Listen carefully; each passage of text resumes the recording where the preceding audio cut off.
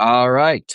Welcome back to the Homefront Live. I am your host, Reed Galen. It is 9 o'clock in the East. It is 6 o'clock in the West. And today I am excited to once again be joined by the one and only Joe Walsh. Joe, welcome back. Reed, good to be with you, my friend. All right. So you had some big news this week, Joe. So lay it on us. I became a Democrat this week. How about that, Reed? Huh? Give me that look. I deserve that My look. world is upside down. From the Tea Party to the Democratic Party. What the fuck? In about 14 years. Right.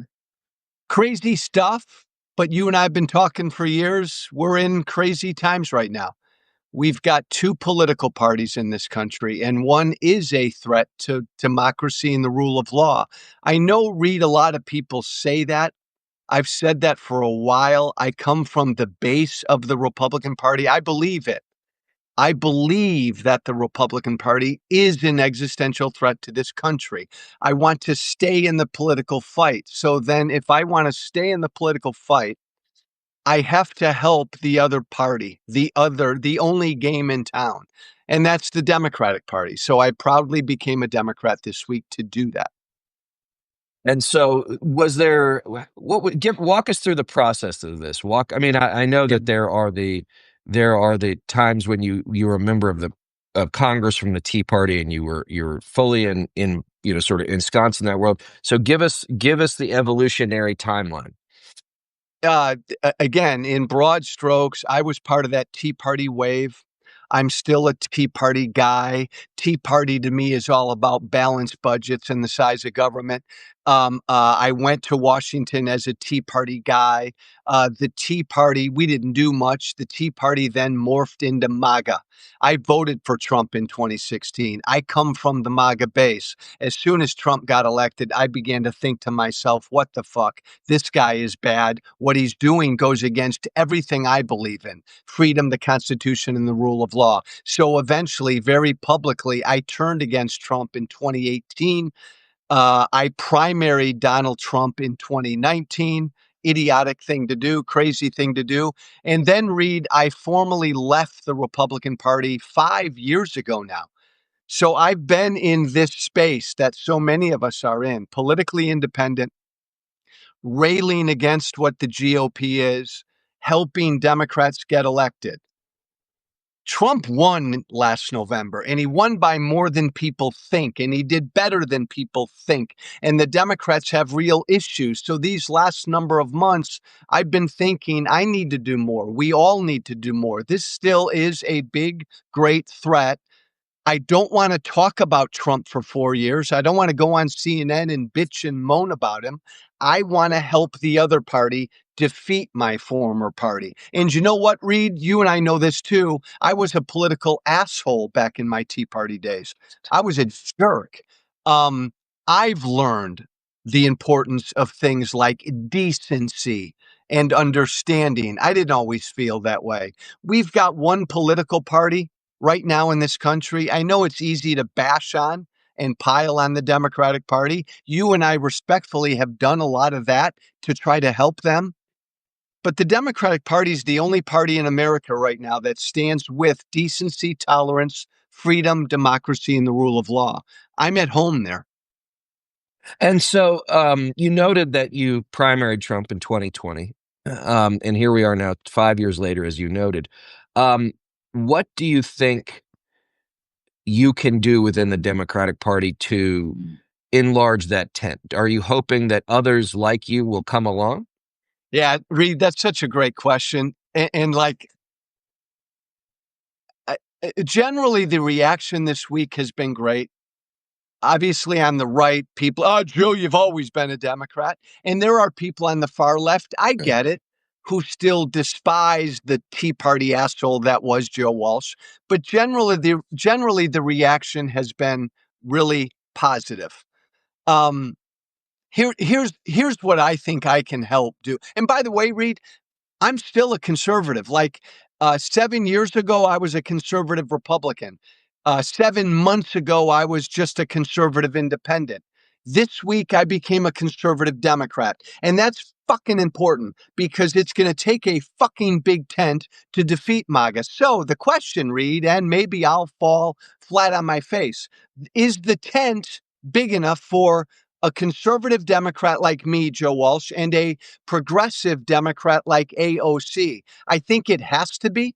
I think progressives can win in some districts and states. I think more moderates and conservative Democrats can win in other districts and states. I'll close with this, Reed. Democratic Party's got to fucking fight. They got to fight. Fight, fight, fight. I've been a fighter my whole life. If I can just help the Democratic Party fight, then this will have been worth it. Well, you mentioned, there's a lot of space, I'd say, between you and AOC, but there's a pillar, let's call it the tent pole of all things, if we're going to talk about tents, that I think you both share. But remember, there was a time, not that long ago, in human history anyway, Joe, where you could have yellow dog progressive Democrats and you could have blue dog conservative Democrats, right? Many Democrats were conservative. I always use my best example is always, Charlie Wilson from Charlie Wilson's War, right? He was a conservative Democrat from East Texas. And so those things are possible, and might be necessary to bring back, the heterogeneous nature of a political party that can appeal to people, 15, 20 points into the other side of what is probably a broken political spectrum. Reed, you and I grew up when there used to be conservative Democrats everywhere. Conservative Right. Democrats represented the South. Um, an example, you've got what? You've got Senator Lindsey Graham down in South Carolina. Epitomizes everything that's wrong with our politics today. You want to beat Lindsey Graham in a state like South Carolina, my Democratic Party? You can't run a progressive down there. You've got to run a more moderate, conservative Democrat. And there are states like that in the South. Reed, Dick Durbin decided not to run again. I hail from Illinois. That's my home state. A bunch of people said, hey, Joe Walsh, move back to your home state and run for the Senate to replace Durbin. Excuse me, Illinois is a good blue state. Illinois would not elect someone like me statewide. These states are different. Democrats need to learn that, which goes to your point, embrace all of it, all of it. Yeah. So what are you going to do now that you've got a D behind your name, right? Let's get to brass tacks. So you're now Joe Walsh, proud big D Democrat. You've always been a small D Democrat. Well, are you taking the show on the road? Are you trying to recruit people to the cause? What's the next 6, 12, 18 months look like for you? This is why I always like to talk to you, because you ask very good but penetrating questions. And I love that, Reed. So now what? I don't know. I'd love to run for office again. Maybe I will, Reed. I don't know, honestly. What I'd like to do, what I know is this, like, I want to continue to engage in the political battle. I'm a conservative. I could have stayed an independent and just been a writer and a thinker, and gone after the extremes on both sides. That's not who I am. I'm a people person. I got to be out there doing something.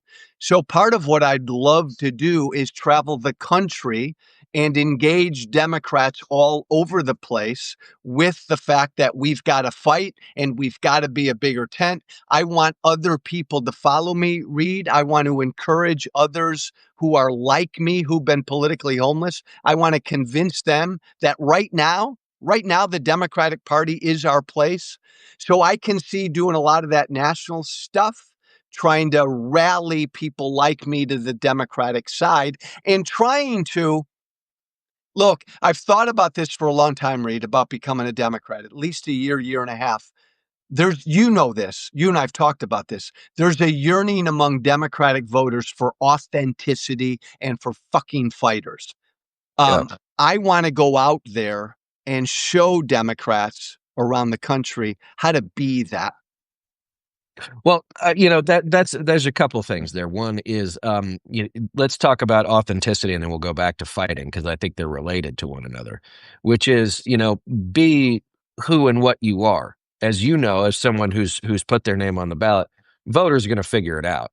Doesn't matter all the TV ads and all the glad handing and all the votes and everything else. Like voters will ultimately know who you are, right? It is a very revelatory process to run for office, whether or not it's dog catcher or U.S. Congress. And so I think that is one. And then there's this idea of fighting, right? This idea of fighting. There was a survey, and I'm sorry, Joe, I can't remember where it was or who it was, but whether or not you self-identified as a progressive or you self-identified as a moderate Democrat, the most important thing you were looking for is somebody who was going to fight. And, look, our provenance is like that's all you do, right? Pugilism is part of politics. I wrote a piece about this just a couple of weeks ago saying Democrats, if you want to win, you have to fight. And that is not a bad part of politics. In fact, that is the basis of it, which is we cannot and must not assume that voters will look at us or whoever it is and say, oh, that person's smart enough for me to vote for. Like, you got to go make the case. And oftentimes, like, let me use my best toothpaste analogy, right? Somebody asked me, like, Joe, what's the difference between marketing and politics? I said, here's the difference. In marketing, you say Colgate's great. 9 out of 10 dentists say it's great. In politics, it's Colgate's great. 9 out of 10 dentists say Colgate is great. Oh, and by the way, Crest makes your teeth fall out. Yeah. Right? Like that's the difference. Like you can be good and you can also be tough. But I think one of the problems the Democrats have had recently, Joe, and maybe you can help them solve this, is it has been nothing but anti, anti, anti, anti. It's not enough, right? You have to provide a governing vision. You have to provide a philosophical vision, a vision of leadership, a vision of what the future looks like. And attacking Trump all day, every day, and people on the stream might get mad at me, is actually an easy thing to do, right? The hard thing to do is say, okay, what are we going to, like, if we got power back, what would we do with it, right? Because if it's just going to be, well, we're going to be Democrats plus 6% of what we used to be, well, the grocery store still really works, even though the country wants to burn it down. Like, that's not going to work. Completely agree with you. And I know this isn't what you mean.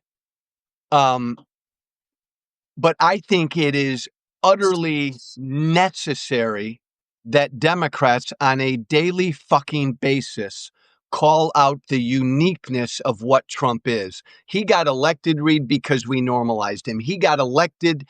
He ran for president again. Nothing happened to him after January 6th because we normalized how bad he is. He lies every time he opens his mouth. It's no longer news when he lies because we've normalized him.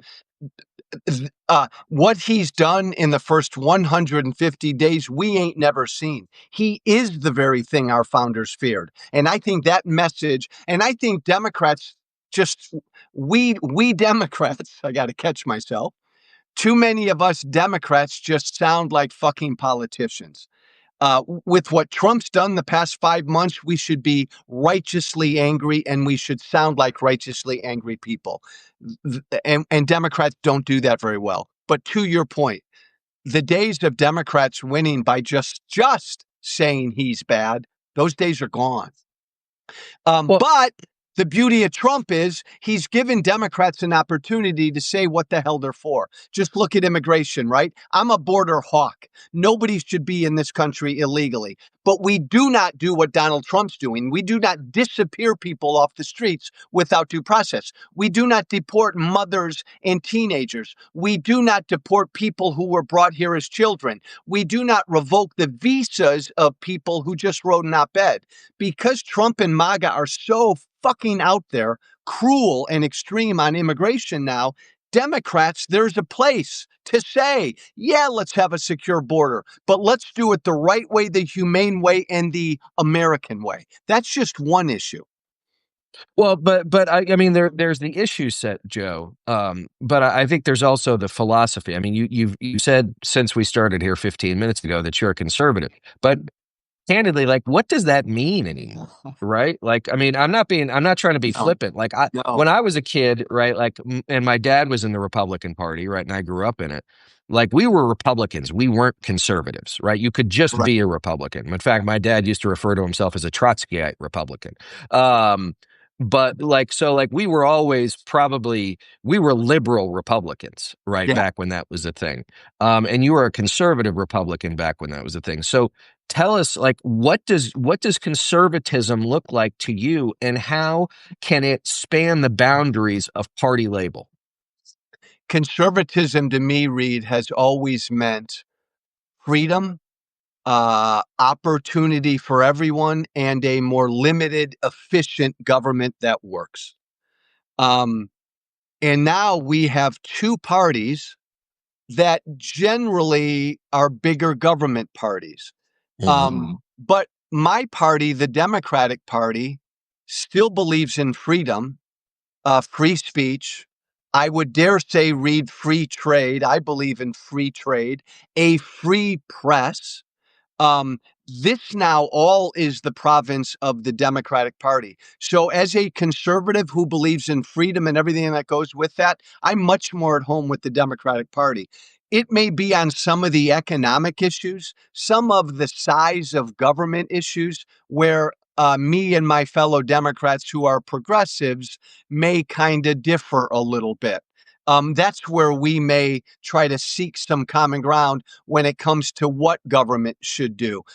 This big, beautiful bill I would oppose because even as a conservative, I don't want government to pull the rug out from the neediest among us and yank people off of Medicaid when Medicaid is there for the folks who can't take care of themselves. And I say that as a conservative. So I think there are plenty of areas of common ground. On the social issues, I really do think I'm more libertarian, so I'm more at home with the Democratic Party.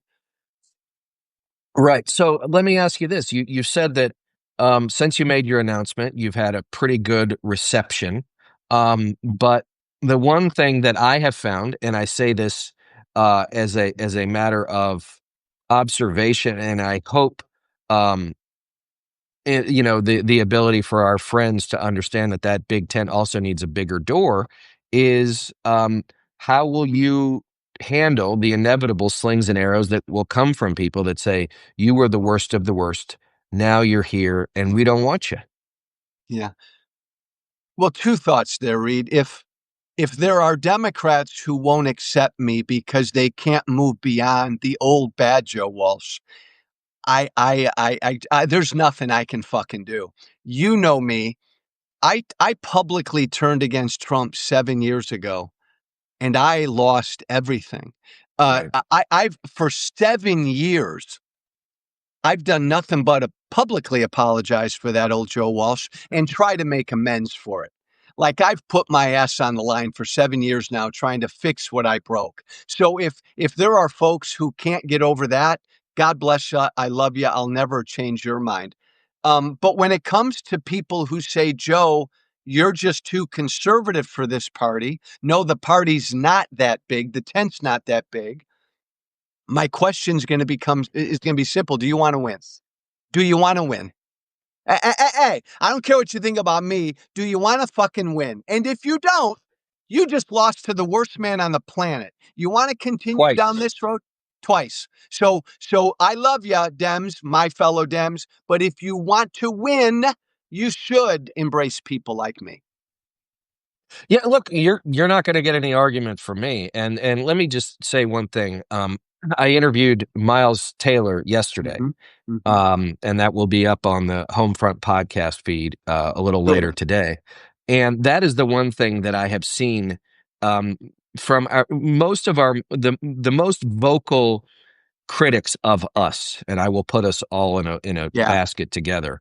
What I've noticed, and I say this understanding it doesn't sound very graceful, the people who criticize us the most have put the least or nothing on the line for the fight, right? And what I say is like, you want to criticize, put something on the line, right? You want to say you're better, prove it, right? Until then, right? Like you're just one more voice screaming that you know better, and look where that's gotten us.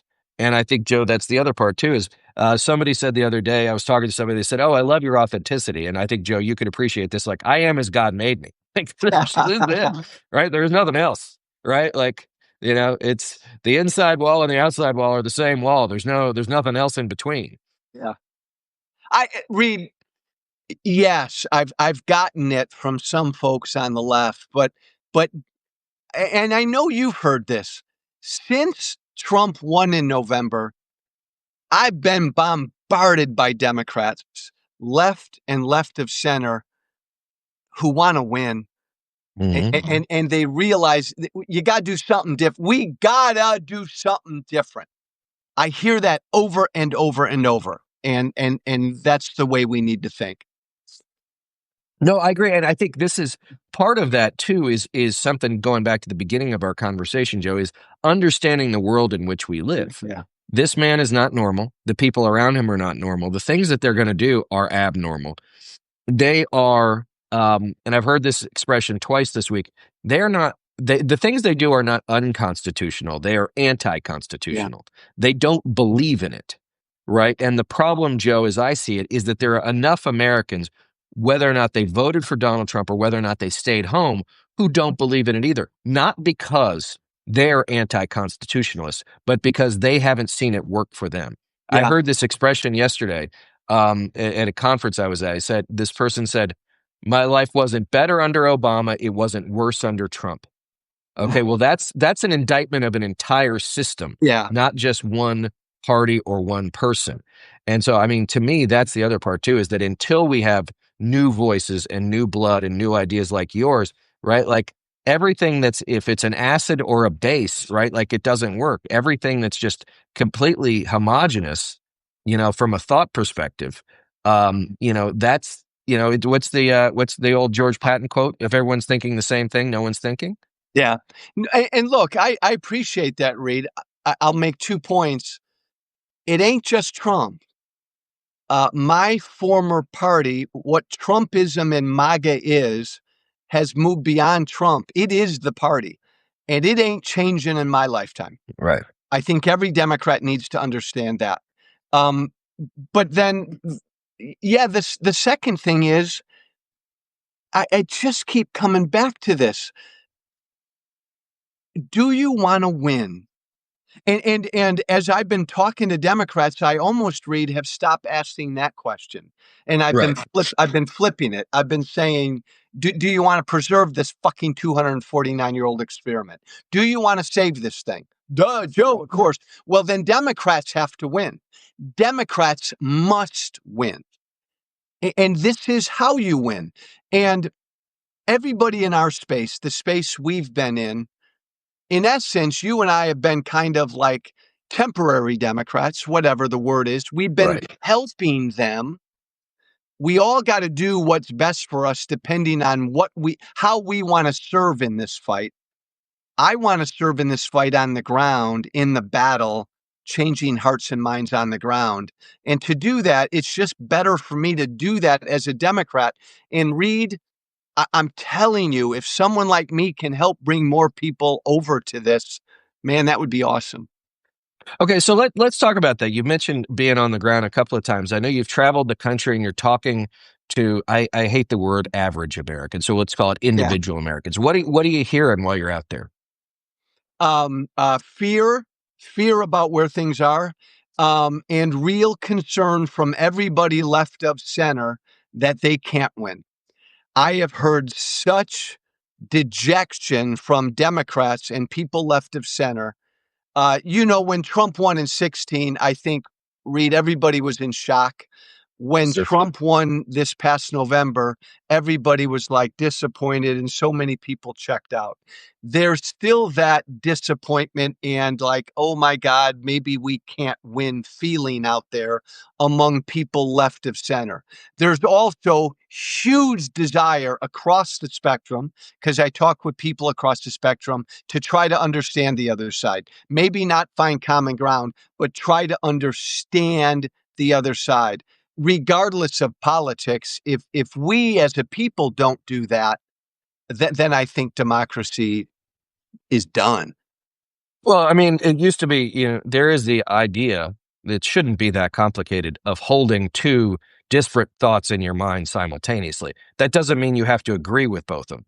right? Like Yes. you can do that. It just takes a little bit of work, but it also takes a level of open-mindedness and, dare I say, liberalism, small L liberalism. Small L. Yeah. That, right? Like if Joe, you coming to the Democratic Party is a good thing, because by definition it will expand the the ethos of the party to something other than what it is now, which is, it is hard to have an honest conversation in the Democratic Party, because any heterodox thought, anything that steps out of line can get you in trouble.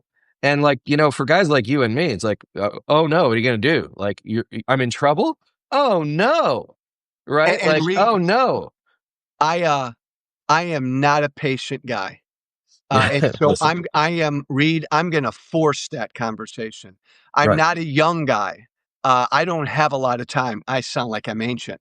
I'm gonna force this conversation because there is a sense of urgency.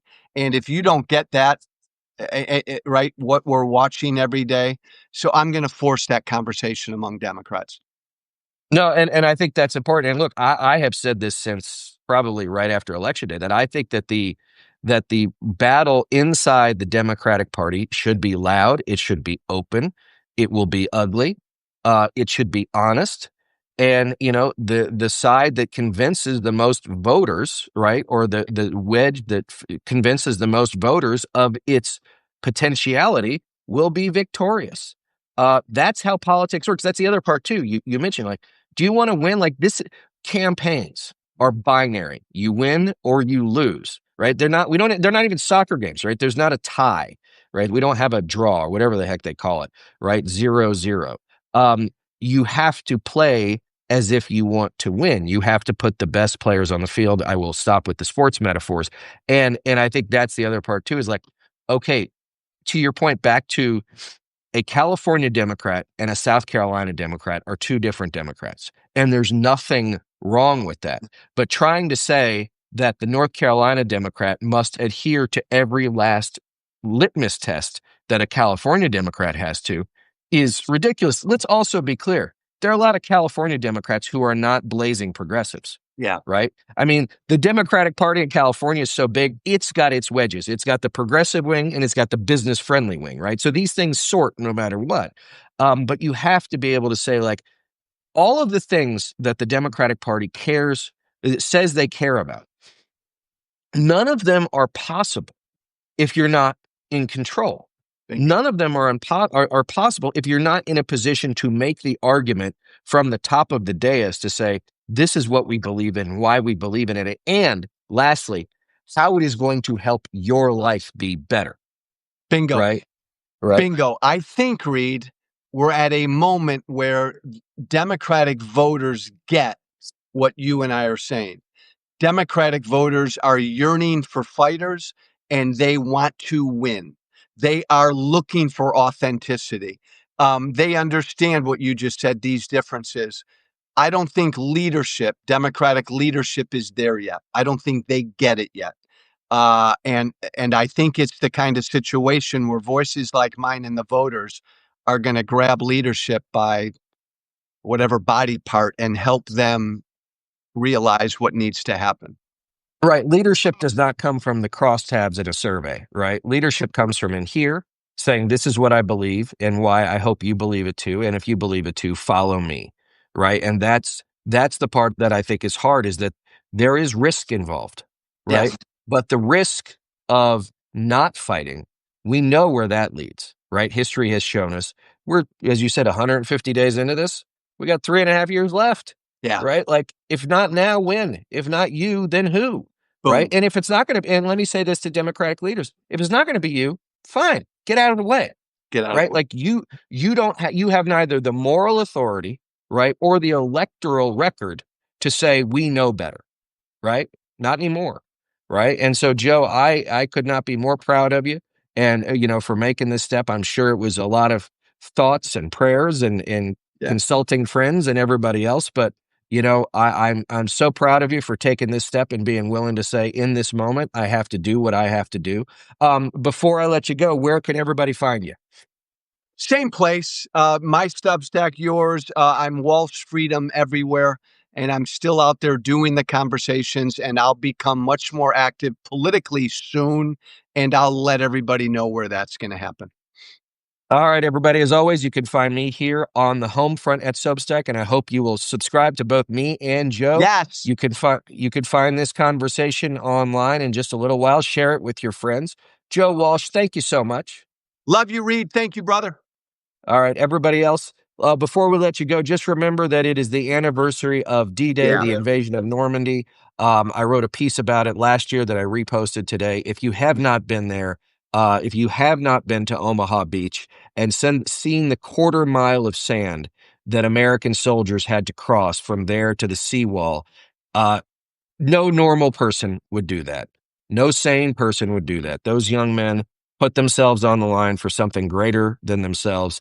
And every year I think about them. If you have not been to the cemetery there, it will bring tears to your eyes.